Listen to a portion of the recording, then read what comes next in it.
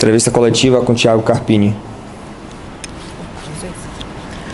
Oi, Carpini, boa noite. Débora, da Rede Globo. Queria que você comentasse sobre essa partida. A gente viu que no final do jogo ficou bem pegado ali, né, no jogo. E eu queria que você falasse, já projetando a próxima partida, que é contra o Vasco, dentro de casa, e a sua escolha pelo Caio Paulista no time titular. Caio Vinícius. Boa noite. Acho que nós pagamos pelo nosso primeiro tempo, não foi um primeiro tempo bom, nós não competimos da maneira que vínhamos competindo, né? Não só nesse retorno, mas em alguns jogos que a gente vem numa constante evolução, então nós pagamos por esse primeiro tempo. No segundo tempo, acho que as mexidas surtiram efeito, a equipe melhorou um pouco, conseguiu controlar um pouquinho mais o jogo, diminuiu o ímpeto do São Paulo, mas com pouco volume, né?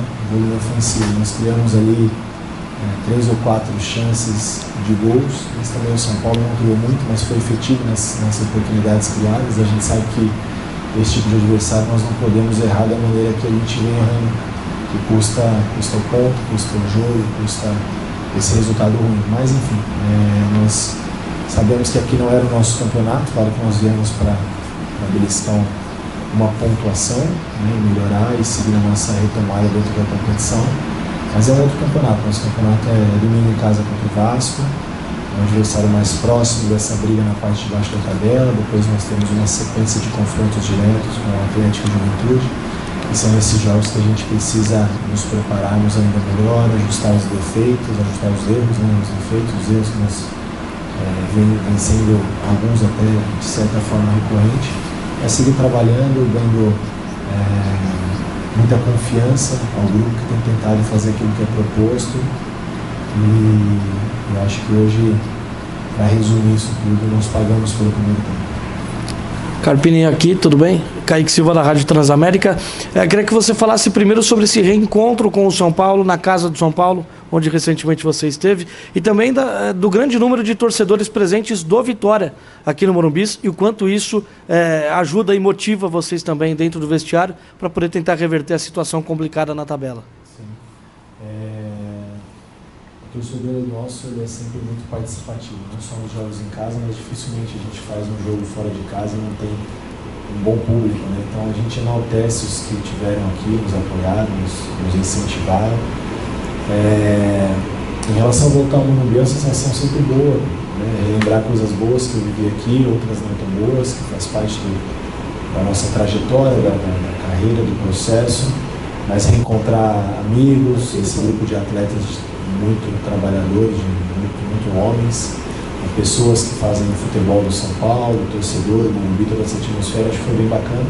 Claro que nós queríamos vir aqui, estar no final de partida, num discurso diferente, num tom diferente, mas, como eu disse, né, nosso campeonato, a gente sabe o nosso tamanho dentro da competição e qual que é o nosso campeonato. O campeonato de retomada e recuperação, os momentos de vitória e momentos melhores que nós tivemos nessa retomada, a gente nunca falou algo diferente, né? Então a gente sabe que nós precisamos seguir evoluindo e a nossa briga vai ser até o final, nessa parte de baixo da tabela, e eu tenho muita confiança no meu grupo que a gente vai, já no domingo, reverter esse resultado, esse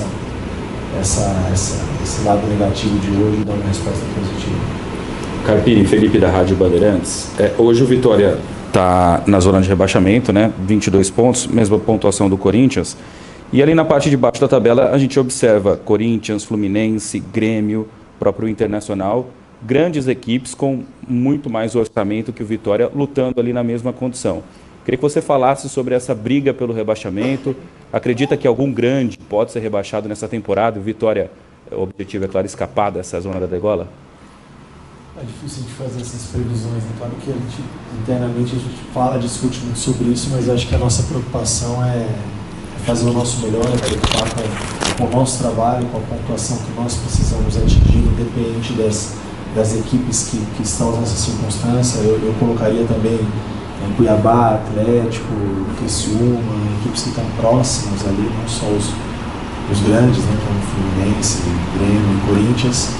Eu acho que está tudo em aberto e vai continuar assim até o final. É difícil fazer qualquer projeção. A projeção é que nós precisamos seguir evoluindo, melhorando, ajustando, trabalhando, e buscar a nossa pontuação necessária, preocupar com aquilo que nós precisamos fazer para permanecer Vitória na cidade. Acho que o Vitória merece isso, nosso torcedor tem nos apoiado muito em casa, também merece, e a gente vai seguir trabalhando por esse objetivo. Aqui Carpini no fundo, boa noite, Lincoln Oliveira do BTB Esportes.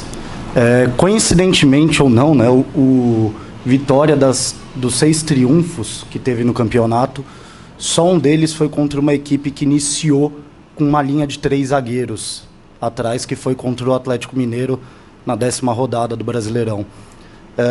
As partidas contra equipes com 3 zagueiros, elas acabam se tornando mais difíceis para o Vitória furar o bloqueio. É uma coincidência ou não, assim? Eu acho que hoje passou mais por uma coincidência, pela leitura talvez que eu fiz do jogo, do meu ponto de vista. O Ferrarese, ele é um zagueiro, mas ele atuou numa linha de 4. Ele não atuou como um terceiro zagueiro. A linha de 4 ela estava formada com o zagueiro fazendo essa função, como ele já fez em outras oportunidades na própria seleção e até comigo no São Paulo. Então eu não vejo que foi uma linha de 5 com 3 zagueiros. Não foi essa a nossa dificuldade, não está sendo esse o nosso problema.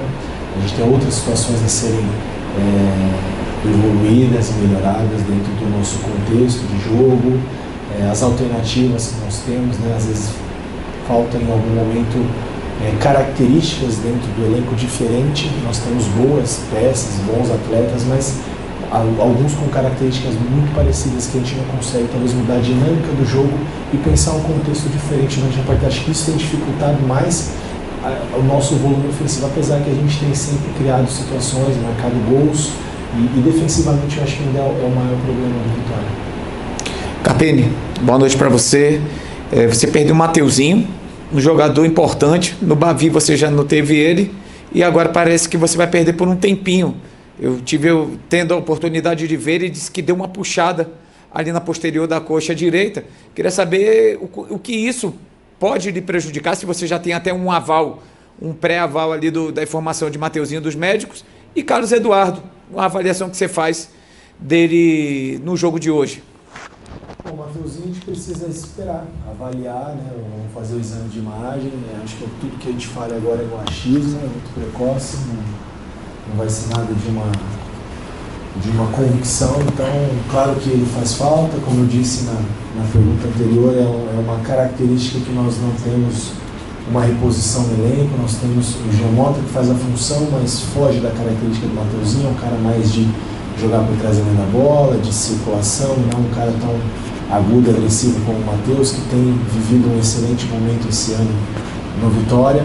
Então nós vamos primeiro entender o que aconteceu e pensar o próximo passo, pensar se houver a necessidade do substituto, o que nós temos de melhor para o jogo do Vasco, em cima também do nosso adversário, que a gente procura sempre fazer esse estudo e ter essa análise. Em relação ao Carlos, vem evoluindo, né? Foi um cara que chegou e teve um tempinho para se preparar, acho que isso ajudou, principalmente ele e o Hiller. Você vê que o Machado em alguns momentos sofre um pouquinho mais, mas ele vem evoluindo, vem agradando, e claro que ainda aquém do que ele mesmo espera, nas conversas que nós temos no dia a dia, ele sabe o potencial que ele tem, tudo que ele pode nos ajudar, mas vem sofrendo agora com a falta de jogo. Acho que fisicamente ele chegou num bom momento e agora é jogo, é oportunidade, é minutagem, é participar da situação mais real ali, cada oportunidade que ele tiver, para ele poder nos ajudar ainda mais. Eu acredito muito nesse atleta, entrou bem, assim como o Zé, o próprio Edu, que mais uma vez entrou, seguro. Acho que a gente tem coisas boas também a serem ressaltadas. Vinícius Espínola, Metrópole FM. Por que você não usou no início da partida o zagueiro de função Edu em vez do Caio Vinícius? É uma opção, é escolha minha. Em outros momentos nós fizemos isso e funcionou muito bem, Internacional, Atlético Mineiro. E no meu entendimento nós teríamos um jogo como foi principalmente o segundo tempo, um jogo de muita circulação de bola, um jogo com uma linha um pouquinho mais alta, e eu entendi que o Caio poderia dar esse jogo a mais para nós, né, utilizando algumas situações que nós fizemos com esse tripé, com o Hiller, Machado e o William. Eu acho que produziu pouco dentro daquilo que nós pensamos coletivamente. O Caio fez um jogo bom, um jogo seguro, consistente, mas a escolha pela característica de jogo foi o Caio, até porque em outros momentos ele nos ajudou muito, e a gente sabe a diferença entre um e outro. Claro que hoje o Edu é o cara da posição específica, o Caio vem se adaptando na função, se adaptando bem, é uma opção que nós ganhamos, mas a escolha foi pensando também no adversário. Eduardo Serra, canal Rubro Negro. O Vitória vinha mostrando evolução em algumas partidas recentes. O que, na sua opinião, causou essa regressão de desempenho contra o São Paulo, sobretudo no primeiro tempo? O gol muito rápido. Acho que qualquer estratégia que você tenha, a ideia de usar o Caio para ter um pouco mais o passe entre linhas, a ideia de você ter o Mateuzinho flutuando, tudo aquilo que você planeja, você toma um gol com 5, 6 minutos, onde a gente tinha a bola em domínio, no controle, nos pés. Eu acho que isso é muito rápido, isso causa um certo abalo emocional, e aí a equipe demorou um pouquinho para se reencontrar novamente na partida. Acho que esse foi o ponto crucial. E claro que da nossa parte a gente quer sempre viver esses bons jogos e a constante evolução, mas essa oscilação de jogos bons e jogos não tão bons fazem parte do processo também de retomada. Tem todo um aspecto emocional envolvido, mas eu estou muito contente e muito otimista, contente com a resposta que nós temos do atleta, do grupo no dia a dia, e otimista que nós vamos brigar aí até o final pela nossa permanência. Acho que esse grupo merece, o Vitória, o nosso torcedor. E vamos seguir trabalhando, ajustando os erros, potencializando as coisas boas. Da mesma maneira que a gente não vem aqui na Vitória dizer que está tudo certo e prometer para o torcedor algo diferente de luta, de empenho, de uma briga por permanência. Nesse momento também nós pagamos aí por momentos ruins dentro da partida, principalmente no primeiro tempo. Entrevista coletiva com o Thiago Carpini, encerrado.